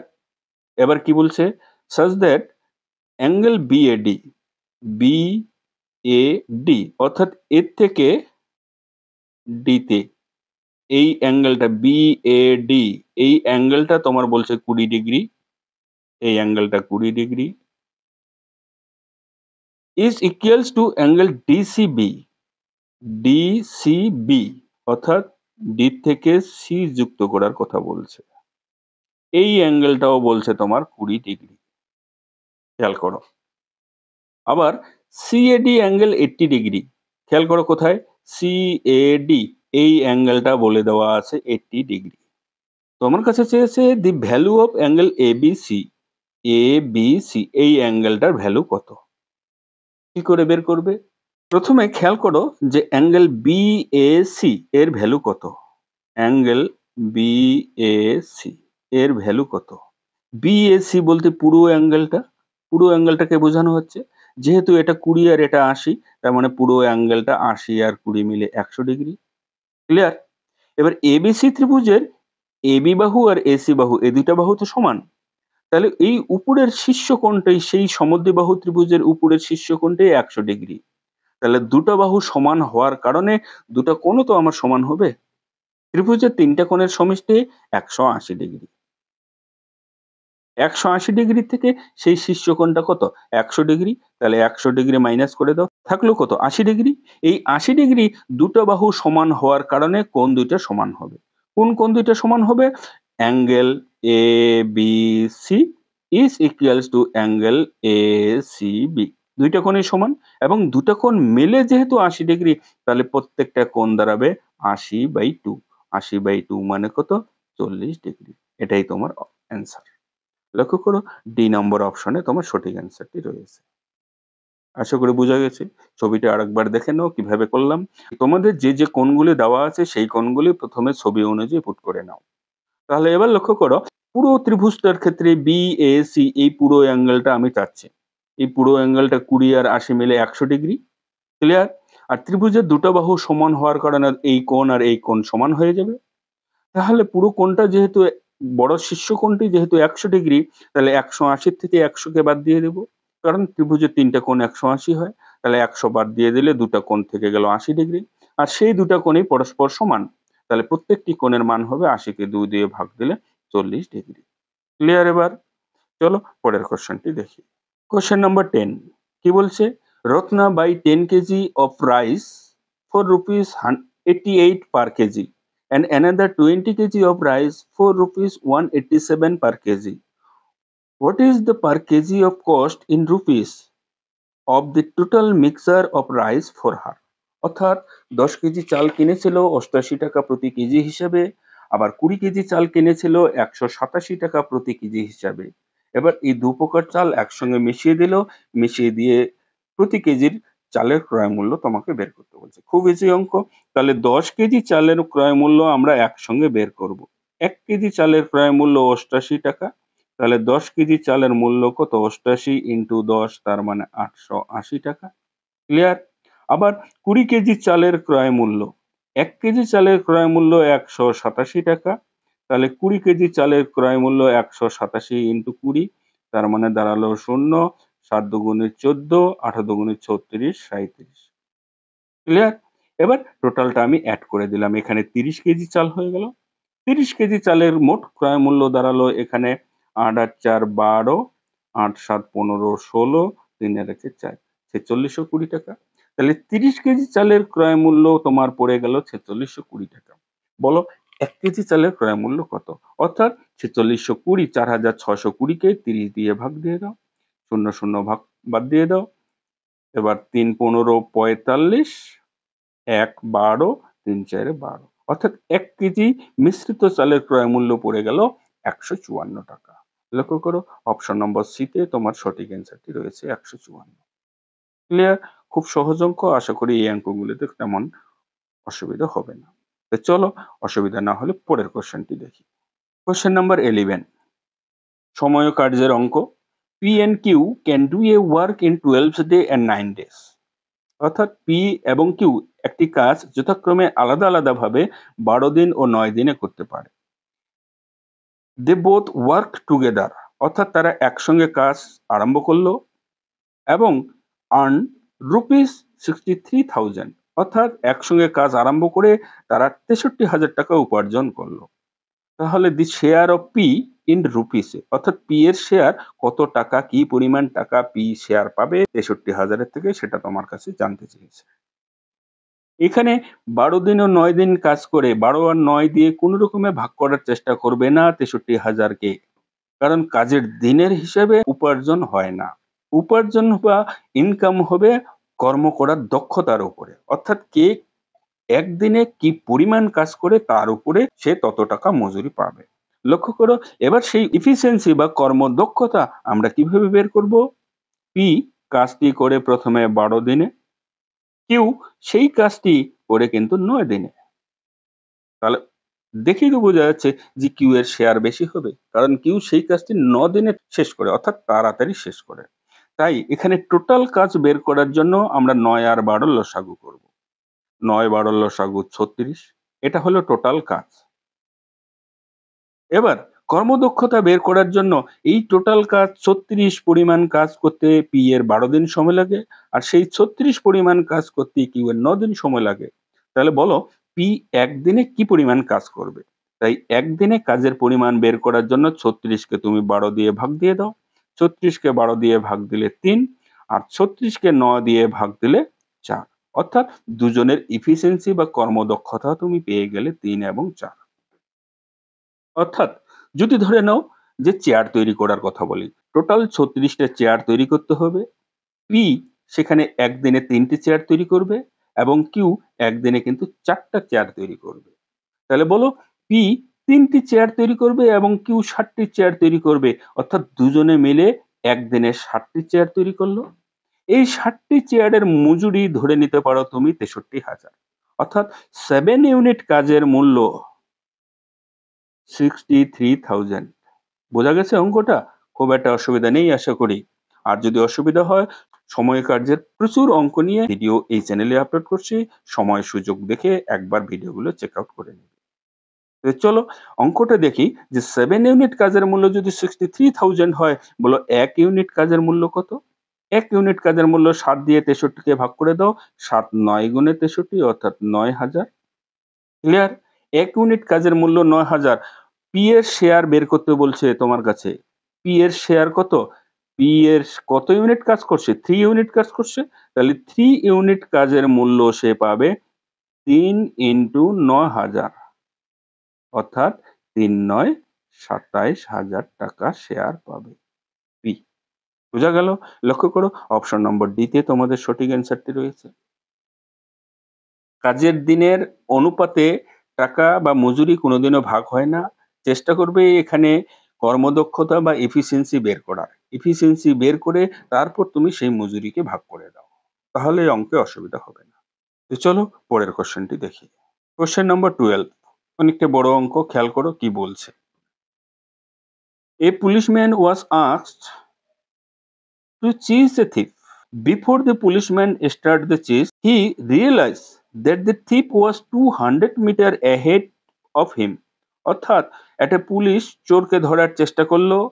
এবার পুলিশ লক্ষ্য করলো যখন দৌড়ানো স্টার্ট করবে, তখন পুলিশ লক্ষ্য করলো যে চোরটি তার থেকে 200 মিটার এগিয়ে রয়েছে and was running at the speed of 16 kilometers per hour. The police start the chase at the speed of 20 kilometers per speed. অর্থাৎ চোরটি 16 কিলোমিটার বেগে দৌড়াচ্ছে, তারপরে পুলিশ 20 কিলোমিটার প্রতি ঘন্টা বেগে দৌড়ানো শুরু করলো। How far will the thief run before he is overtaken by the policeman? অর্থাৎ কতক্ষণ পরে সেই পুলিশম্যান চোরটিকে ধরবে বা অতিক্রম করবে, ওভারটেকেন বলা আছে। কিভাবে অঙ্কটা করবে? লক্ষ্য করো, এ পয়েন্টে আমি একটা চোরকে দিচ্ছি আর বি পয়েন্টে পুলিশ। বোঝা গেল? কিন্তু চোরটি পুলিশের থেকে 200 মিটার এগিয়ে রয়েছে। এটা 200 মিটার। এবার এই চোরের স্পিড 16 কিলোমিটার প্রতি ঘন্টা, 16 কিলোমিটার প্রতি আওয়ার। আর এই পুলিশের স্পিড হলো 20 কিলোমিটার পার আওয়ার। এবার বলো, এই পুলিশটি 20 কিলোমিটার পার আওয়ার অর্থাৎ 20 কিলোমিটার প্রতি ঘন্টা বেগে দৌড়ে কতক্ষণে সে চোরটিকে ধরবে? যেহেতু চোরটি 200 মিটার এগিয়ে রয়েছে, তাহলে এই 200 মিটার দৌড়াতে পুলিশটির কত সময় লাগবে? আগে সেটা বের করে নিই। এবার 200 কিলোমিটার যখন সে দৌড়াবে পুলিশ, তখন কি চোর থেমে থাকবে? চোরও দৌড়াবে। চোরও তো 16 কিলোমিটার প্রতি ঘন্টা বেগে দৌড়াবে। তাহলে যেহেতু একই দিকে দৌড়াচ্ছে, তাই এখানে এদের একটা মিলিত গতিবেগ কাজ করবে। আর মিলিত গতিবেগ দুজনে একই দিকে রওনা দিলে মিলিত গতিবেগ মাইনাস করে করা হয়। তাই মিলিত গতিবেগ দাঁড়াবে 20 মাইনাস 16 অর্থাৎ 4 কিলোমিটার পার আওয়ার। ক্লিয়ার? অর্থাৎ 4 কিলোমিটার প্রতি ঘন্টাকে আমরা মিটার প্রতি সেকেন্ডে করব। কিলোমিটার থেকে মিটার প্রতি সেকেন্ড করার জন্য আমরা 5/18 দিয়ে ইনটু করি। 5/18 দিয়ে ইনটু করলে 2 দিয়ে ভাগ করে দেব 2, 2 দিয়ে 18 কে ভাগ করে দেব 9, তার মানে 5 দুগুণে 10/9, এটা হয়ে যাবে মিটার প্রতি সেকেন্ড। অর্থাৎ পুলিশ এবং চোরের আপেক্ষিক গতিবেগ বা মিলিত গতিবেগ যেটা দাঁড়ালো 10/9 মিটার প্রতি সেকেন্ড। বোঝা গেল? এই 10/9 মিটার তার মানে 1 সেকেন্ডে দৌড়াচ্ছে। তাহলে 200 মিটার কভার করতে কত সময় লাগবে? এবার 200 মিটার কভার করব আমরা। লক্ষ্য করো, মিলিত গতিবেগ আসছে 10/9 মিটার প্রতি সেকেন্ড। অর্থাৎ 1 সেকেন্ডে বা 10/9 মিটার দৌড়াতে কভার করতে এদের সময় লাগছে 1 সেকেন্ড। তাহলে 200 মিটার প্রথমে কভার করতে হবে। এই 200 মিটার কভার করতে সময় লাগবে 1 ইনটু 9/10 ইনটু 200। তার মানে দাঁড়ালো 10 দিয়ে ভাগ, 0 0 কেটে দাও, 9 20 180 সেকেন্ড। 180 সেকেন্ড বা 3 মিনিট বলতে পারো। বোঝা গেল? সেই 180 সেকেন্ড সময়ে চোর সেই সময় কতটা রাস্তা অতিক্রম করবে? কতটা দূরত্ব দৌড়াবে? লক্ষ্য করো, চোরের স্পিড হলো 16 কিলোমিটার প্রতি ঘন্টা। এবার 16 কিলোমিটার প্রতি ঘন্টাকে 5/18 দিয়ে আমরা গুণ করে নেব। সেটা দাঁড়ালো মিটার প্রতি সেকেন্ড। 8 দুগুণে 16, 9 দুগুণে 18, 5 8 40/9 মিটার প্রতি সেকেন্ড। এই 40/9 মিটার প্রতি সেকেন্ড অর্থাৎ 1 সেকেন্ডে দৌড়াচ্ছে 40/9 মিটার। তাহলে 180 সেকেন্ডে কত দৌড়াবে? অর্থাৎ 180 সেকেন্ডে দৌড়াবে 40/9 ইনটু টাইম অর্থাৎ 180। Distance equal to speed into time. সেই স্পিড তোমার দাঁড়ালো 40/9 আর টাইম হলো তোমার 180 সেকেন্ড। তাহলে 9 দিয়ে 180 কে ভাগ করে দাও, এটা 20, আর 20 আর 40 গুণ করো 800 মিটার। অর্থাৎ 800 মিটার দূরত্ব অতিক্রম করলে পরে সেই পুলিশ চোরটিকে ধরতে পারবে।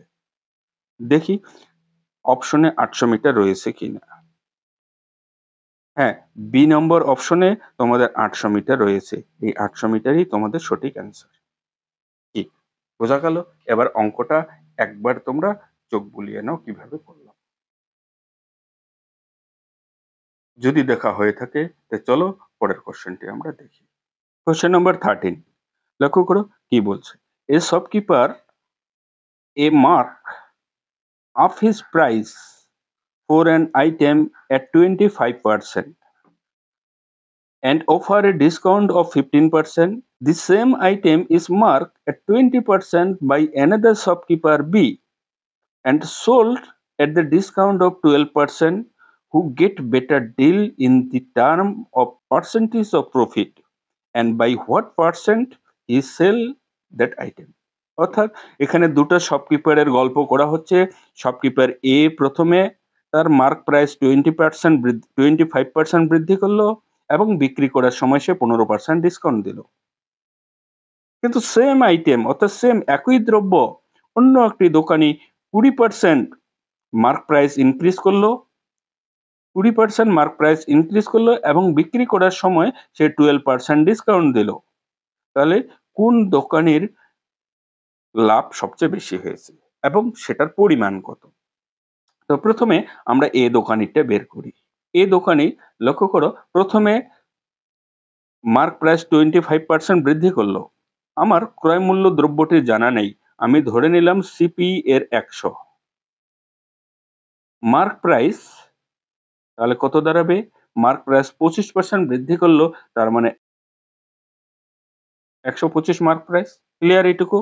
কিন্তু এবার 125 টাকার দ্রব্যে ডিসকাউন্ট দিচ্ছে 15%। তাহলে 15% ডিসকাউন্ট দিয়ে কত টাকায় বিক্রি করবে? অর্থাৎ সেলিং প্রাইস তার কত? সেলিং প্রাইস 15% যদি ডিসকাউন্ট দেয় তাহলে সেলিং প্রাইস দাঁড়াবে 125 এর 15%, 125 এর 15% বা ডিভাইডেড 100। তাহলে বলো এবার 25 দিয়ে ভাগ করে দাও, 4 25 এ 100, 25 দিয়ে 5 25 এ 100, 5 আর 15 গুণ করে দাও 75, নিচে 4। 75 কে 4 দিয়ে ভাগ করে দিলে 4 18 72, 3 30, 30 মানে 4 75 এ 330 হলো। 18.75 টাকা সে ডিসকাউন্ট দিচ্ছে, 18.75 সে ডিসকাউন্ট দিচ্ছে। তাহলে তার বিক্রয় মূল্য বলো। বিক্রয় মূল্য তার দাঁড়াবে 125 এর থেকে বিয়োগ করে দাও 18.75। এটা ডিসকাউন্ট যদি দেয় তাহলে তার বিক্রয় মূল্য কত দাঁড়াবে? বিক্রয় মূল্য দাঁড়াবে 18 7 25 6 25, তার মানে হ্যাঁ 6 106 25, 106 25। এটা দাঁড়ালো দোকানি এর সেই দ্রব্যটির বিক্রয় মূল্য। কিন্তু সেই দ্রব্যটির ক্রয় মূল্য আমরা প্রথমে কত ধরছিলাম? 100 ধরছিলাম। তার মানে এ দোকানের লাভ কত? 106.25 থেকে 100 মাইনাস করে দাও। তো চলো পরের পেজে অঙ্কটা করে দেই আমরা। এ দোকানির লাভ হবে 106.25 থেকে মাইনাস করব 100, তার মানে 6.25% লাভ হলো। ক্লিয়ার? এটুকু নিশ্চয়ই বোঝা গেছে। এবার লক্ষ্য করি বি দোকানের, বি শপকিপারের ক্ষেত্রে এরও সিপি আমরা ধরে নিলাম 100, কিন্তু এ মার্ক প্রাইস কত বলছে? 20% ইনক্রিজ করছে। লক্ষ্য করো অঙ্কটাতে এ মার্ক প্রাইস 20% ইনক্রিজ করছে। তাহলে 20% ইনক্রিজ করলে মার্ক প্রাইস দাঁড়াবে 120 টাকা। কিন্তু এ কি বলছে? 20% ইনক্রিজ করে 12% ডিসকাউন্ট দিচ্ছে। একসঙ্গে আমরা এসপি বের করব, ক্রয় মূল্য বের করব। লক্ষ্য করো 120 টাকা মার্ক প্রাইস, কিন্তু ডিসকাউন্ট দিচ্ছে 12%। 12% ডিসকাউন্ট দেওয়া মানে কি 88 টাকায় বিক্রি করবে। তাহলে 88/100, শূন্য শূন্য কেটে দিলাম। 88 আর 12 যদি আমরা গুণ করি 8 দুগুণে 16, তার মানে আর এদিকে 105, 1056 ডিভাইডেড 10, তার মানে দাঁড়ালো 105.60। তাহলে লক্ষ্য করো তার সিপি হলো 100, কিন্তু সেলিং প্রাইস হলো 105.60। তাহলে বলো তার প্রফিট কত? প্রফিট হলো 105.60 মাইনাস 100, তার মানে দাঁড়ালো 5.60। এর হলো বি দোকানের প্রফিট পার্সেন্ট আর এ দোকানের প্রফিট পার্সেন্ট। বলো কোন দোকানি বেশি লাভ করলো? কি মনে হচ্ছে? এ দোকানেরই বেশি লাভ হলো 6.25%। তাহলে কোশ্চেনে তোমার বলছে হু get better deals in term of percentage profit. লক্ষ্য করো এই ডিলে কার পার্সেন্টেজের প্রফিটের পার্সেন্টেজের পরিমাণ বেশি? এ দোকানের, এবং সেটা কত? 6.25%। তাহলে এই যে অপশন নম্বর ডি তে লক্ষ্য করা হয়েছে A/6.25 তোমাদের সঠিক অ্যান্সার। কি অঙ্কটা বোঝা গেছে? খুব ইজি 100 ধরে করলে। কিন্তু যদি তোমরা x ধরে করো অঙ্কটা হয়তো একটু বড় হয়ে যাবে। তো চলো পরের পেজের অঙ্কটা দেখি। Question number 14। লক্ষ্য করো এখানে 4টা ভ্যালু দেওয়া আছে। a এর ভ্যালু এটা, b এর ভ্যালু এটা, c এর ভ্যালু এটা, d এর ভ্যালু এটা। Which is the following is true, অর্থাৎ C and D equal, A আর ডি ইকুয়াল, বি আর ডি ইকুয়াল, এ আর বি ইকুয়ালস। তাহলে প্রথমে আলাদা আলাদা করে এর ভ্যালু, বি এর ভ্যালু, সি এর এবং ডি এর ভ্যালু বের করে নিতে হচ্ছে। তাহলে প্রথমে লক্ষ্য করি আমরা এর ভ্যালু। এর ভ্যালু কি দাঁড়াবে? 9/16 প্রথমে আছে, ডিভাইডেড 25/36।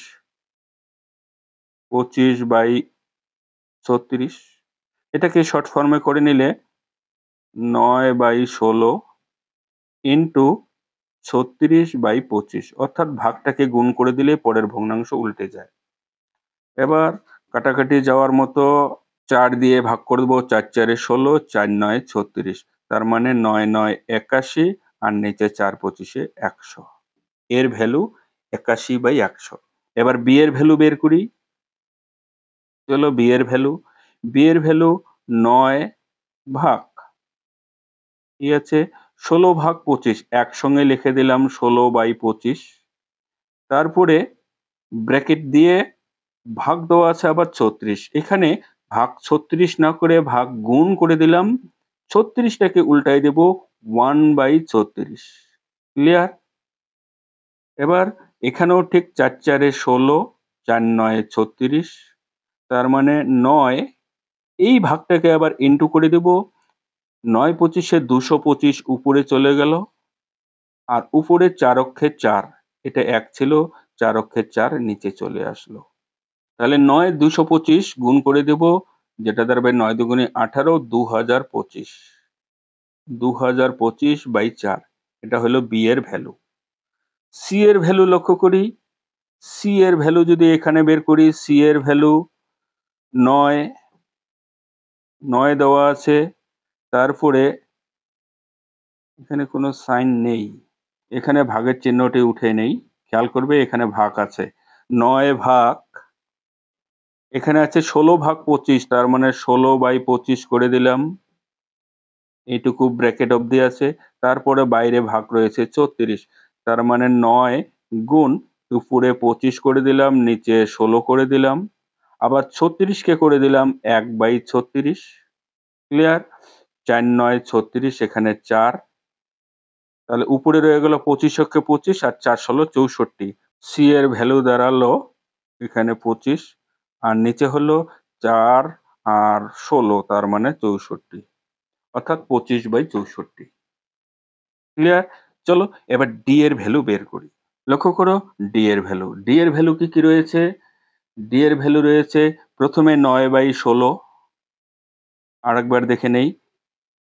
9/16 ভাগ 25/36 ভাগ 25/36, তার মানে 9/16 ইন্টু উপরে গেল 36, নিচে আসলো 25। 4 4 16, 4 9 36, তার মানে 9 9 81, নিচে 4 25 100। এবার খেয়াল করো ডি এর ভ্যালু 81/100, এর ভ্যালু কিন্তু 81/100 আসছে। তার মানে কি বোঝা গেল? এ আর ডি এর ভ্যালু ইকুয়াল। লক্ষ্য করো ডি নম্বর অপশনে তোমাদের সঠিক অ্যান্সারটি রয়েছে। এমন কোনো অঙ্ক না, জাস্ট এখানে এ বি সি ডি এর ভ্যালু আলাদা আলাদা করে ক্যালকুলেশন করে নিতে হবে এবং ভগ্নাংশের গুণ ও ভাগের ব্যাপার। তো চলো পরের অঙ্কটি দেখি। কোয়েশ্চেন নাম্বার 15, একটা পাই চার্ট দেওয়া আছে। লক্ষ্য করো the given pie chart show the total number of passenger in percentage travelling from Ahmedabad junction to various district. Study the pie chart and answer the question that follows. Total number of passengers traveling from Ahmedabad Junction to various district 8000. অর্থাৎ Ahmedabad junction থেকে বিভিন্ন স্টেশনে বা বিভিন্ন ডিস্ট্রিক্টে 8000 যাত্রী বিভিন্ন ডিস্ট্রিক্টে যাওয়া আসা করে। এবার সেই যাওয়া আসার পরিমাণটা পার্সেন্টেজে দেওয়া আছে। লক্ষ্য করো ভবানগর, ভবানগর এই কালারটা যেটা, এটা ভবানগর 23%, আর এটা হলো তোমার রাজকোট, এই যে রাজকোট এটা 21%, সুরাট এটা হলো 18%, আনন্দ এটা হলো 7%, আর এটা হলো পাটান যেটা 11%, এটা হলো বোটাট যেটা 13%, আর আমরেলি যেটা হলো 7%। বোঝা গেছে? এই পার্সেন্টেজ দিয়ে তোমাকে 8000 এর প্যাসেঞ্জার বা যাত্রীর পরিমাণ বের করতে হবে। কিভাবে করবে? কোয়েশ্চেন আছে পরের পেজে। What is the average number of passenger traveling from Ahmedabad to Surat, Botat and ভবানগর? Ahmedabad থেকে সুরাট, বটার এবং ভবানগর এই ৩টি সিটির এভারেজ যাত্রী তোমাকে বের করতে বলছে। তো প্রথমে আমরা সুরাট বের করি। লক্ষ্য করো সুরাট। সুরাটের কি পার্সেন্টেজ? সুরাট কোনটা গেল? এটা। সুরাটের পার্সেন্টেজ হলো 18%। লক্ষ্য করো 18% সুরাট। তাহলে 18% মানে 8000 এর 18%। 18/100 দুই শূন্য কেটে দিলাম। 18 কে 80 দিয়ে গুণ করব, যেটা 1440। ক্লিয়ার? সুরাট। এবার তারপরে আসে বটাট, অর্থাৎ বি দিয়ে লক্ষ্য করছি 8000 ইন্টু বটাটের পার্সেন্টেজ লক্ষ্য করি। যে বটার কি বটাট যাই হোক, সেই বটার বা বটারের পার্সেন্টেজ হলো তোমার এই যে 13%। তাহলে 13% এ কত দাঁড়াবে? 13/100। দুই শূন্য কেটে দাও। ৮০ কে 13 দিয়ে গুণ করো, যেটা 1040 দাঁড়াবে। তারপরে আসে ভবানগর।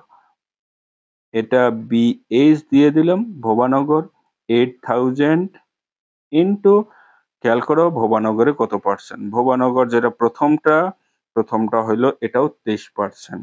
এই যে 23%। তাহলে 23% মানে 8000 এর 23/100। তাহলে এখানকার দুই শূন্য কেটে দিলাম। 8 কে 23 দিয়ে ইন্টু করব, যেটা হলো 840, অর্থাৎ 1840। এবার এই 3টি সিটিতে টোটাল প্যাসেঞ্জার কত যাওয়া আসা করে যোগ করে দাও। যোগ করলে ৩ 4 12 শূন্য, 8 9 9 4 13, 3 হাতে রইল 1 3 4, 4320 জন যাত্রী 3টি শহরে যাওয়া আসা করে। কিন্তু তোমাকে এভারেজ বের করতে বলছে, এভারেজ নাম্বার বের করার জন্য একে তুমি 3 দিয়ে ভাগ করে দাও। যেহেতু 3টি সিটির টোটাল প্যাসেঞ্জারের কথা বলা হচ্ছে এখানে, তাহলে 3 দিয়ে ভাগ দিলে তোমার দাঁড়াবে 3 অক্ষে 3 12, 3 4 12, 1 আবার 3 4 12 শূন্য, অর্থাৎ 1440, যেটা এভারেজ যাত্রী যাওয়া আসা করে আহমেদাবাদ থেকে। লক্ষ্য করো অপশন বি তে তোমাদের সঠিক অ্যান্সারটি রয়েছে। কি বোঝা গেছে? এমন কিছু না, জাস্ট এখানে পার্সেন্টেজ দেওয়া আছে, সেই পার্সেন্টেজ গুলো খেয়াল করো। আর টোটাল প্যাসেঞ্জার আমার টোটাল 8000 দিয়ে সেই প্যাসেঞ্জার যেটা করতে বলছে সেই পার্সেন্টেজ ক্যালকুলেট করো। তারপর এভারেজ মানে 3টা সিটির প্যাসেঞ্জারের পরিমাণ যোগ করে 3 দিয়ে ভাগ করে দিলেই তোমরা তোমাদের সঠিক উত্তরটি পেয়ে যাবে। চলো পরের কোশ্চেনটি দেখি। কোশ্চেন নাম্বার 16 কি বলছে? After an increase of 9% in salary, এক ব্যক্তির 9% স্যালারি ইনক্রিজ হওয়ার পর সে রিসিভ করছে ₹6300, অর্থাৎ ৬৩০০ টাকা সে রিসিভ করছে 9% ইনক্রিজ হওয়ার পরে। What was his salary before the increase, অর্থাৎ সেই বৃদ্ধি হওয়ার আগে তার স্যালারি কত ছিল? খুব ইজি অঙ্ক। কনসিডার দি ইন্টিগ্রাল পার্ট, অর্থাৎ দশমিক তোমাকে বাদ দেওয়ার কথা বলছে। এবার ৯% ইনক্রিজ হলো, ১০০ র মধ্যে ৯% ইনক্রিজ হলো মানে তার বেতন কত দাঁড়ালো? ১০৯ দাঁড়ালো। তাই তো? ১০৯% মানেই হলো ৬৩০০। ঠিক আছে? তাহলে ১% মানে কত? ৬৩০০ ডিভাইডেড ১০৯। ১০০% আগে ছিল বেতন। বৃদ্ধি হয়ে তো ১০৯ হলো। তাহলে ১০০% মানে কত? ইনটু ১০০। ব্যাস, ক্যালকুলেট হয়ে গেল। এবার ৬৩০০ সঙ্গে ১০০ গুণ, ১০০ দিয়ে ৯ দিয়ে ভাগ দিলে যেটা দাঁড়াবে 5779। লক্ষ্য করো এ নাম্বার অপশনেই তোমাদের উত্তর কিন্তু মিলে গেছে। খুব ইজি অঙ্ক। পরের কোশ্চেনে আবার একটি পাই চার্ট রয়েছে। Question number 17 A, following the pie chart give the distribution of the constituent in the human body. লক্ষ্য করো এখানে প্রোটিন বলছে 16% মানব শরীরে, আদার এলিমেন্ট হলো 14% অ্যান্ড বাকিটা হলো জল, যেটা 70%। কি বলছে কোশ্চেনটা? কোশ্চেনটা এখানে বোঝা যাচ্ছে না। লক্ষ্য করো, what is the central angle of this sector showing the distribution of protein and another constituent. অর্থাৎ সেন্ট্রাল অ্যাঙ্গেল বের করতে বলছে প্রোটিন এবং আদার কনস্টিটিউয়েন্ট। প্রোটিন আদার কনস্টিটিউয়েন্টের সেন্ট্রাল অ্যাঙ্গেলটা বের করতে বলছে। তো প্রোটিন তোমার 16% অ্যান্ড আদার এলিমেন্ট কত তোমার 14%। তাহলে 14 আর 16 মিলে কত হচ্ছে 16% প্লাস 14%, তার মানে হলো 30%, তাই তো? এই 30% টোটাল এই কেন্দ্রের কোণটা কত? পুরো কোণটা তোমার 360 ডিগ্রি। 360 ডিগ্রি এবার 30% বের করো। 360 এর 30% মানে 30/100। তাহলে 0 0 0 0 বাদ দিয়ে দাও, 330 কত 108 ডিগ্রি। বোঝা গেল? লক্ষ্য করো, ডি নম্বর অপশনে তোমার সঠিক অ্যান্সারটি রয়েছে। খুব ইজি অঙ্ক, ভালো করে খেয়াল করো, এমন কিচ্ছু না। অর্থাৎ এই দুটা পার্সেন্টেজ দেওয়া আছে, এই দুটা পার্সেন্টেজ মিলে মোট কেন্দ্রীয় কোণটি কত দাঁড়াবে? এই কোণটির মান তোমার 108 ডিগ্রি। ক্লিয়ার? তো চলো পরের পেজের অঙ্কটি দেখি। এখানেও একটা চার্ট দেওয়া আছে। লক্ষ্য করো, the following table shows a production of food grain in country over 5 years. অর্থাৎ একটা দেশে 5 বছরে কি পরিমাণ ফুড গ্রেন প্রোডাকশন হচ্ছে সেটার একটা টেবিল দেওয়া আছে। সেই টেবিল থেকে তোমাকে জিজ্ঞাসা করছে এখানে 2016-17তে wheat, rice, maize and other grain বলে দেওয়া আছে এবং এগুলো লাখ টনে দেওয়া আছে, 10 লাখ টন, ইন 10 লাখ টনে দেওয়া আছে। 17-18 একটা ক্যালকুলেট দেওয়া আছে, 18-19 একটা হিসাব দেওয়া আছে, 19-20 এবং 20-21। কোশ্চেনে কি চেয়েছে? What is the percentage increase the production of rice in 2020-21 comparison the previous years. অর্থাৎ প্রিভিয়াস ইয়ারে তোমার ধান, রাইসের কথা বলছে, অন্য কিছু নয়। রাইস 2020-21 সালে কি পরিমাণ বৃদ্ধি হয়েছে পূর্বের বৎসরের তুলনায়। লক্ষ্য করো, রাইস আমি যদি লক্ষ্য করি 19-20-তে হয়েছে 410 লাখ টন এবং 20-21-এ হয়েছে 440 লাখ টন। ক্লিয়ার? তাহলে কত ইনক্রিজ হয়েছে? 40 ইনক্রিজ হয়েছে। কিন্তু 40 কতর মধ্যে? 400-র মধ্যে ইনক্রিজ হয়েছে। তাহলে পার্সেন্টেজ কত? 100 দিয়ে ইনটু করে দাও।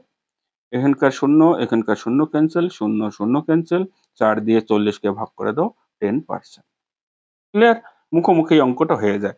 দেখি অপশন কি রয়েছে। অপশন এই যে এ নাম্বার 10% রয়েছে সঠিক অ্যান্সার। এখানেও তোমাদের 10% আসে।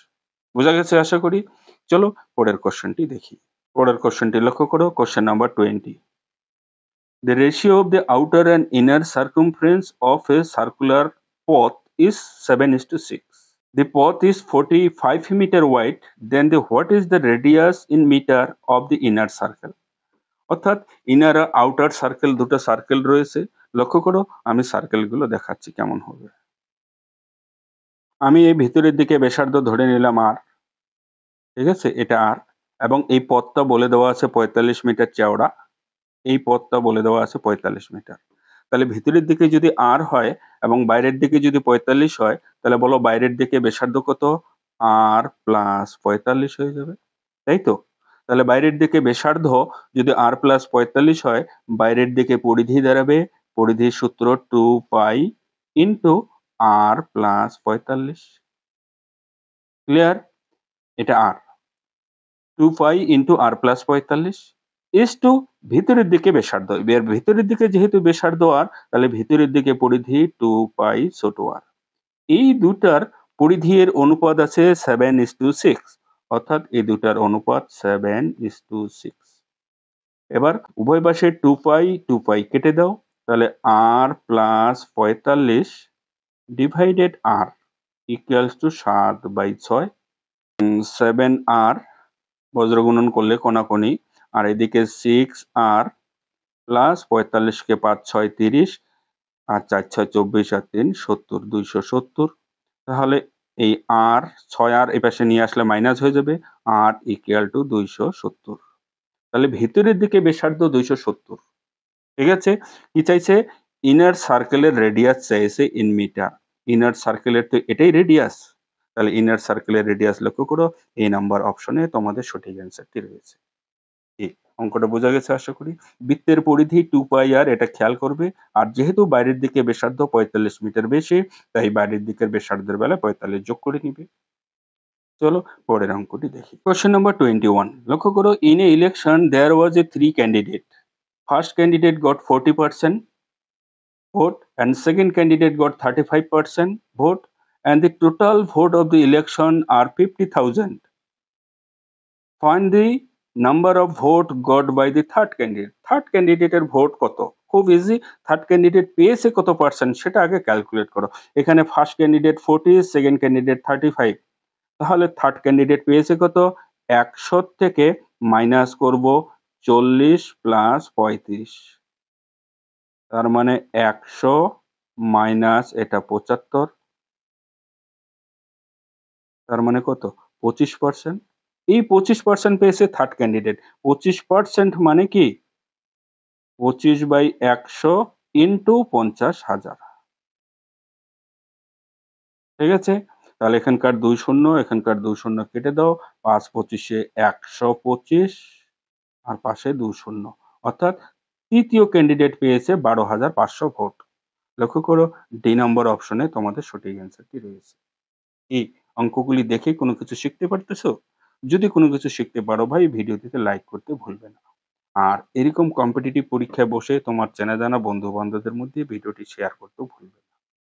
তো চলো পরের কোশ্চেনটি দেখি। Question number 22, if x is to y equal to 5 is to 6 and 2x plus 3y is to 3x plus 5y এর মান কত চেয়েছে? খুব ইজি অঙ্ক। x এর মান সরাসরি তুমি 5, y এর মান সরাসরি তুমি 6 বসিয়ে দিতে পারো। কিন্তু যদিও এটা ঠিক নয়, কারণ যেহেতু অনুপাতে দেওয়া আছে, তাই x এর মান 5 কে, y এর মান 6 কে ধরেও তোমরা করতে পারো। আমি সরাসরি মান বসিয়ে দিচ্ছি। লক্ষ্য করো, 2x, x এর মান 5 বসিয়ে দিলাম, প্লাস 3y, y এর মান আমি 6 বসিয়ে দিলাম, ইজ টু 3x, 3x এর মান আবার 5, প্লাস 5y, y এর মান 6। ঠিক আছে? তাহলে এটা 5 দুগুণে 10 প্লাস 3 6 18 ইজ টু 3 5 15 প্লাস 5 6 30। তাহলে এটা 10 আর 18 যোগ করলে 28 ইজ টু 15 আর 30 যোগ করলে এটা 45। 28 ইজ টু 45, যেটা আর লঘিষ্ঠতম করার বুদ্ধি নেই, কারণ কোনো কিছুকেই কোনো সংখ্যা দিয়ে ভাগ যায় না, তাই এটাই তোমাদের অ্যান্সার। লক্ষ্য করো, ডি নম্বর অপশনে 28 ইজ টু 45 রয়েছে। ক্লিয়ার? চলো পরের কোশ্চেনটি দেখি।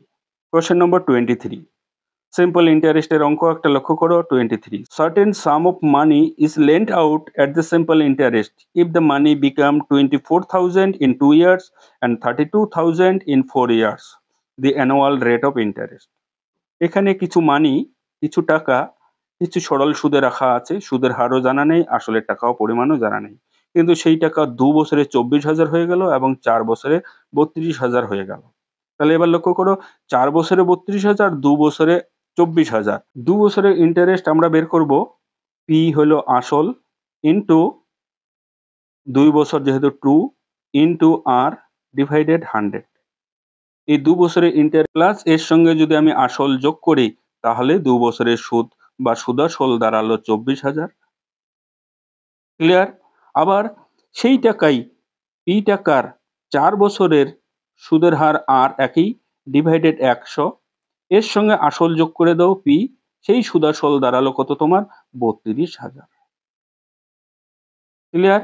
এবার এই দুটাকে যদি আমরা একসঙ্গে মাইনাস করে দেই, মাইনাস করে দিলে এখানে মাইনাস, এখানে মাইনাস, এখানেও মাইনাস। মাইনাস করে দিলে পি পি কেটে যাবে। তাহলে এখানে 2pr ডিভাইডেড মাইনাস 4pr, তাহলে কি দাঁড়ালো? 2pr-ই দাঁড়ালো, 2pr বাই 100 ইকুয়ালস টু এখানে দাঁড়াবে 8,000। ক্লিয়ার? 24 থেকে 32 মাইনাস করলে তুমি হয়তো ভাববে যে মাইনাস আসছে স্যার, দেওয়া হলো না, কিন্তু এদিকেও তো মাইনাস আসছে, তাই মাইনাস মাইনাস ক্যান্সেল। তাহলে 2pr বাই 100 এর মান হলো 8,000। এবার এই প্রথম ইকুয়েশনটা খেয়াল করো, এখানে কি কি আছে? 2pr বাই 100 আছে প্লাস p আছে, সেটা মিলেই কিন্তু 24,000। তাহলে এখানে 2pr বাই 100 এর ভ্যালু কত? 8,000। তাহলে এই 8,000 যদি 24,000 থেকে মাইনাস করি, তাহলে কিন্তু আমার আসলের পরিমাণ বেরিয়ে আসলো। বোঝা গেল? লক্ষ্য করো পি এর মান। পি হলো 24,000 থেকে সেই 8,000 মাইনাস করে দাও, তার মানে 16×8 = 24 অর্থাৎ 16,000। এই হলো আসলের পরিমাণ। আসলের পরিমাণ 16,000। এবার সুদের হার তোমাকে বের করতে বলছে। 2PR/100 = 8,000। তাই তো? লক্ষ্য করো আগের পেজে যদি লক্ষ্য করি, এই যে 2PR/100 = 8,000 আছে।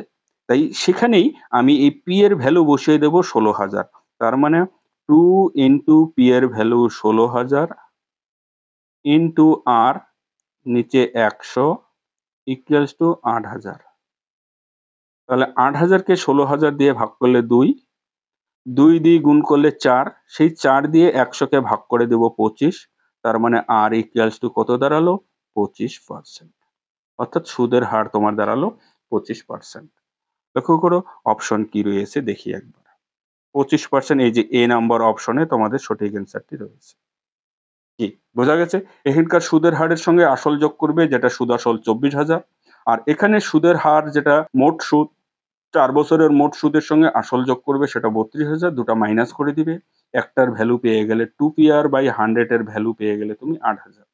এবার 2PR/100 মানে সেটা হলো সুদ। সেই আসল থেকে, সুদাসল থেকে তুমি যদি সেই সুদটা মাইনাস করে দাও, তাহলে তুমি কিন্তু আসল পেয়ে যাচ্ছ। এবার 2PR/100 = 8,000। এখানে পি এর ভ্যালু তুমি 8,000 বসিয়ে দাও, আর এর ভ্যালু তুমি পেয়ে যাচ্ছ 25%। ক্লিয়ার? চলো পরের পেজের অঙ্কটি দেখি। Question number 24। If AP = sin P + 2, sin to the power P + 2, হয়তো থিটা বা এক্স কোনো কিছু এখানে নেই, plus cos to the power P + 2, এখানে আমি থিটাই ধরলাম, এটাকেও থিটা ধরলাম, এটাকেও আমি থিটা ধরলাম। দেন দি ভ্যালু অফ, এত এর মান চেয়েছে। এবার লক্ষ্য করো অঙ্কটা কিভাবে করবে।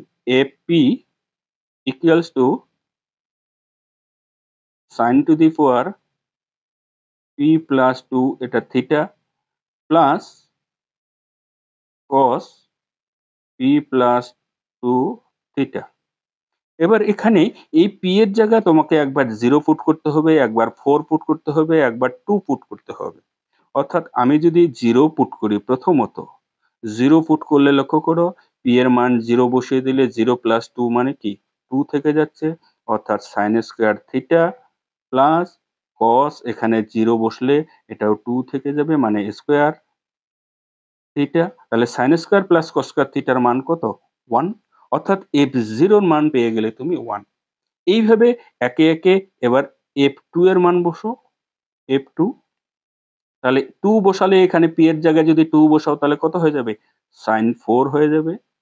sin 4 theta plus cos 4 theta. এর ভ্যালু এখন বের করবে। এর ভ্যালু বের করার জন্য a স্কয়ার প্লাস b স্কয়ারের সূত্র বসিয়ে দাও। এই যে a স্কয়ার তার whole square plus cos square theta তার whole square. a square plus b স্কয়ারের সূত্র, পরের পেজে যাই। এটা f2 এর ভ্যালু বের হচ্ছে, যেটা a square a plus b তার whole square minus 2 a b। তার মানে এটার মান তোমার 1, 1 এর স্কয়ার 1 ই দাঁড়াবে, minus 2 cos square theta into sin square theta. হয়ে গেল f2 এর ভ্যালু। এবার f4 এর ভ্যালু বের করবে। f4 এর ভ্যালু। f4 এর ভ্যালু বের করার জন্য যদি লক্ষ্য করো অঙ্কটা, এখানে যদি 4 বসিয়ে দেই, 4 + 2 তার মানে কত হয়ে যাবে? 6 হয়ে যাবে। তাই এটা sin to the power 6 theta plus cos to the power 6 theta. এবার এটাকে কিউবের সূত্র বসিয়ে দাও। কেমন করে? এই যে sin স্কয়ার তার কিউব করো প্লাস cos স্কয়ার তার কিউব করো। বোঝা গেছে? এটা প্লাস। এবার a কিউব প্লাস b কিউবের সূত্র, a প্লাস b তার whole cube a plus B এর whole cube minus 3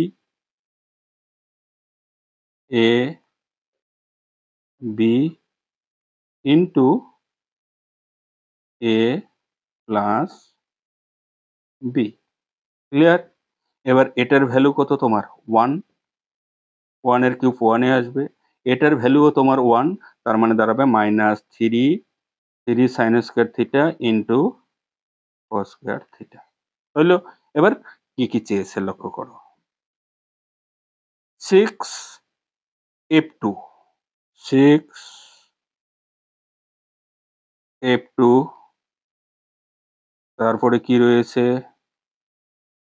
minus 4f4, minus 4f4 plus 10f0 এর ভ্যালু পুট করে দাও। 6 ইন্টু f2, f2 এর ভ্যালু লক্ষ্য করো, f2 এর ভ্যালু এই যে 1 minus 2 sine square cos square. ঠিক আছে? তাহলে 1 minus 2 sine square cos square minus 4f4। এবার f4 এর মান কত আসছে লক্ষ্য করো, f4 এর মান আসছে 1 minus 3 sine square cos square, 1 minus 3 sine square cos square plus 10f0। f0 এর ভ্যালু কত আসছে, f0 এর ভ্যালু কিন্তু 1 আসছে। ঠিক আছে? তাহলে f0 এর ভ্যালু এখানে 1 বসিয়ে দাও। এবার এটাকে যদি 6 দিয়ে ইন্টু করো, লক্ষ্য করো 6 দুগুণে 12 সাইন স্কোয়ার কস স্কোয়ার। এটাকে যদি 4 দিয়ে গুণ করো, এটাও 12 সাইন স্কোয়ার কস স্কোয়ার। 12 12 কেটে যাবে, তোমার থেকে যাবে এখানে 6 অক্ষে 6, এখানে মাইনাস 4 অক্ষে 4, 4 অক্ষে 4 প্লাস এখানে 10 অক্ষে 10। তাহলে কত দাঁড়ালো, এখানে বিয়োগ করলে 2 প্লাস 10, তার মানে 12, অর্থাৎ অঙ্কটার টোটাল অ্যান্সার দাঁড়ালো 12। দেখি অপশনে কি রয়েছে। অপশনে লক্ষ্য করো, বি নম্বর অপশনে রয়েছে তোমাদের সঠিক অ্যান্সার। বোঝা গেছে আশা করি? জাস্ট মানটুকু বসিয়ে দাও, একবার চোখ বুলিয়ে নাও। Clear?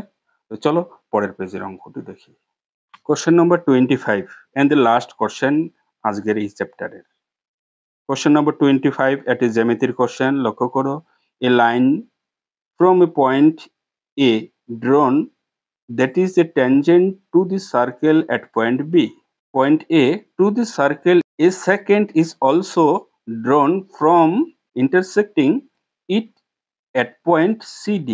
If AB equal to 42 centimeter, AC equal to 21 centimeter, then what is the ratio between AB and CD? অর্থাৎ এখানে আমি একে প্রথমে ছবি এঁকে নেই। লক্ষ্য করো, এটি একটি সার্কেল। এই সার্কেলের বাইরে একটা পয়েন্ট দিয়ে দিলাম আমি এ, একটা পয়েন্ট এ। এর থেকে এই সার্কেলের উপরে একটা পয়েন্ট আছে বি, এই বি থেকে এই পয়েন্টের উপর একটা ট্যানজেন্ট ড্র করে নিলাম। এবার বলছে a second is also drawn from point A. এই পয়েন্ট থেকে একটা সেকেন্ড ড্র করব, যেটা সার্কেলকে দুটো পয়েন্ট সি ও ডি তে সেট করছে। আমি যদি সেন্টারের উপর দিয়ে ড্র করি, এই সেন্টারের উপর দিয়ে ড্র করি, এইখানে সার্কেলকে সি পয়েন্টে, এইখানে সার্কেলকে ডি পয়েন্টে ইন্টারসেক্ট করছে। ক্লিয়ার? এবার বলছে এবি ইজ 42, এই এবির ভ্যালু দেওয়া আছে 42, এসির ভ্যালু দেওয়া আছে 21। তাহলে এবির ভ্যালু আর সিডির ভ্যালু, সিডি এখান থেকে সিডি এর ভ্যালু বের করতে বলছে। এই সিডির ভ্যালু রেশিও চেয়েছে। এবার আমি এই সেন্টার থেকে এই পয়েন্টের উপর একটা লাইন ড্র করে নিলাম। লাইন ড্র করে নিলে লক্ষ্য করো, এই ট্যানজেন্টের উপরে ওবি কিন্তু পারপেন্ডিকুলার, অর্থাৎ O B is perpendicular to A B. তাই যদি হয় তাহলে ও এ বি এটা একটা সমকোণী ত্রিভুজ। এই সমকোণী ত্রিভুজের এই কোণটা সমকোণ, এই বাহুটা তোমার অতিভুজ, ও এটা অতিভুজ। তাহলে যেহেতু সি এ বলে দেওয়া আছে 21, এটুকু 21, আর এই ব্যাসার্ধ, বৃত্তের ব্যাসার্ধ আমার জানা নেই, সেটা ধরে নিলাম আর। তাহলে বৃত্তের ব্যাসার্ধ যদি আর হয়, তার মানে এই বাহুটাও তোমার আর। ক্লিয়ার? তাহলে এই সমকোণী ত্রিভুজের সূত্রটা আমরা অ্যাপ্লাই করব এখানে। সমকোণী ত্রিভুজের সূত্র, অতিভুজ হবে তোমার আর প্লাস 21 তার হোল স্কোয়ার ইকুয়ালস টু লম্ব তোমার হয়ে যাবে 42 এর স্কয়ার এবং ভূমি হয়ে যাবে r এর স্কয়ার। এটা ক্যালকুলেশন করে নাও। r এর square a plus b whole স্কয়ারের সূত্র 2ab মানে 21 দুগুণে 42 r প্লাস 21 21 গুণ করলে 441 ইকুয়ালস টু 42 42 গুণ করলে 1764 প্লাস r স্কয়ার। উভয় পাশ থেকে r স্কয়ার ক্যান্সেল করে দাও, তাহলে রয়ে গেল এটা 42 r ইকুয়ালস টু 1764 থেকে এই 441 মাইনাস করে দাও, বিয়োগ করে দিলে 1323। তাহলে শুধু r এর মান 1323 কে 42 দিয়ে ভাগ করো, 31.5 ব্যাসার্ধের মান। বলো পুরো ব্যাসটার দৈর্ঘ্য কত, অর্থাৎ সিডি এর দৈর্ঘ্য আমি চাচ্ছি। সিডি এর দৈর্ঘ্য দাঁড়াবে ব্যাসার্ধের ডাবল, তাহলে CD equals to 31.5 into 2, 5 into 2, তার মানে 31 দুগুণা 62 আর 1 63 সেন্টিমিটার। এবার তোমার কাছে কি অ্যান্সার চেয়েছে লক্ষ্য করো। এবি ইস টু সিডি, এবির ভ্যালু 42 আর সিডি, সি থেকে ডি, এটা হলো এবি ইস টু সিডি এর ভ্যালু। এবি এর ভ্যালু তোমার 42 ইস টু সিডি এর ভ্যালু, এই সিডি এর ভ্যালু লক্ষ্য করো 63। 21 দিয়ে ভাগ করে দাও, 21 দুগুণে 42 আর 21 দিয়ে ভাগ করে দাও, এটা 3। তাহলে এবি ইস টু সিডির ভ্যালু কত, 2:3। দেখি এবার অপশন কি রয়েছে। অপশন এ নম্বর অপশনে রয়েছে 2:3, অর্থাৎ A number option is the correct answer. অঙ্কগুলি বোঝা গেল? অঙ্কগুলি যদি বুঝতে অসুবিধা না হয় ভাই, ভিডিওতে লাইক করতে ভুলবে না, বন্ধু বান্ধবের মধ্যে শেয়ার করতে ভুলবে না, আর চ্যানেলে যদি এখনো নতুন হয়ে থাকো চ্যানেলটিকে সাবস্ক্রাইব করে বেল নোটিফিকেশন অন করে দিবে। এনটিপিসির মক টেস্ট নিয়ে আরো বিভিন্ন রকম কোশ্চেন আমি নিয়ে আসি। তো চলো আজ এই পর্যন্তই, দেখা হচ্ছে পরবর্তী কোনো ভিডিও অন্য কোনো টপিক নিয়ে। ততদিনে ভালো থাকো, সুস্থ থাকো, বাই।